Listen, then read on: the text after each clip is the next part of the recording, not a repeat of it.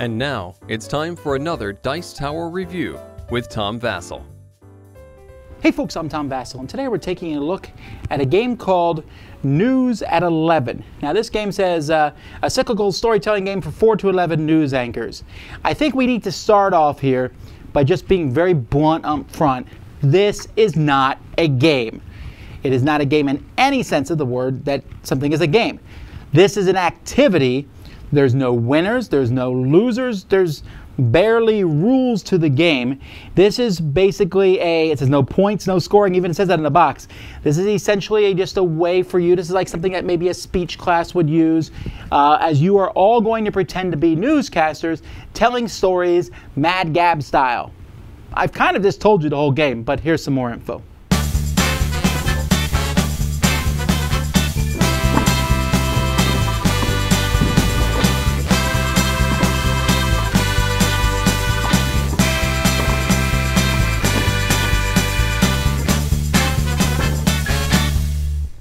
So there are 3 types of cards that come with this game: segment, producer, and then a big pile of news cards here, cue cards they're called.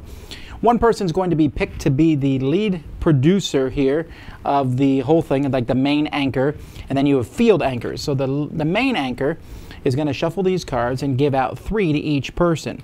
Each of those people are going to look at the different cards that they have, and they're going to pick one of the 2 spots that has a blank thing on it and shout it out. So they might say color, and everyone else is going to shout out different colors, and then you will take in a permanent marker and write that word there, what will be in the game forever. So as you can see here, you can see artichoke here is under vegetable here in this particular game forever. So once everyone's done that, you'll take all the cards that everyone has, you'll shuffle them, and you'll start the morning news, giving 1 card at random to each person.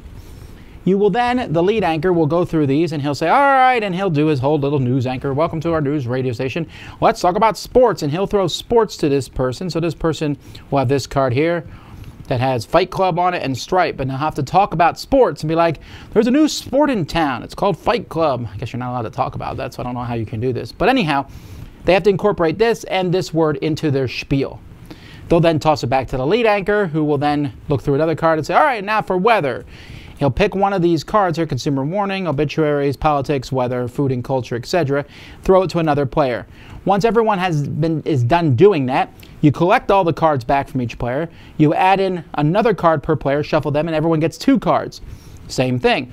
Then you add in the last set, shuffle them, everyone gets 3 of these cards. Same thing, except now you have to incorporate 3 of these cards into the news story. And then that's it. You're done. That's the game. Well, game in quotation marks. These cards are just other things that the producer can throw in for whatever reason, if they want to just juice up the game at all. But that is literally how you play. The game comes in a box here with a little foam piece in it. That's nice, right? And then you put all the cards in here. The rules are written fine. You know, they explain the game for what it is. The cards are okay quality.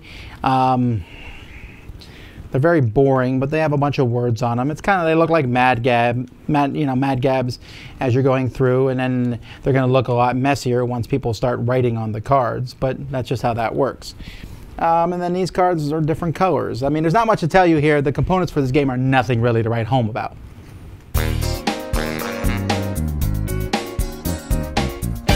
I like the concept of this game, but this game seems very limited. Like, this game seems like it would work for Whose Line Is It Anyway, or for a bunch of people who are funny on stage, and you bring this out and be like, all right, you're going to do this and everyone watches. But when you're sitting around a table, it's essentially, again, Mad Gab.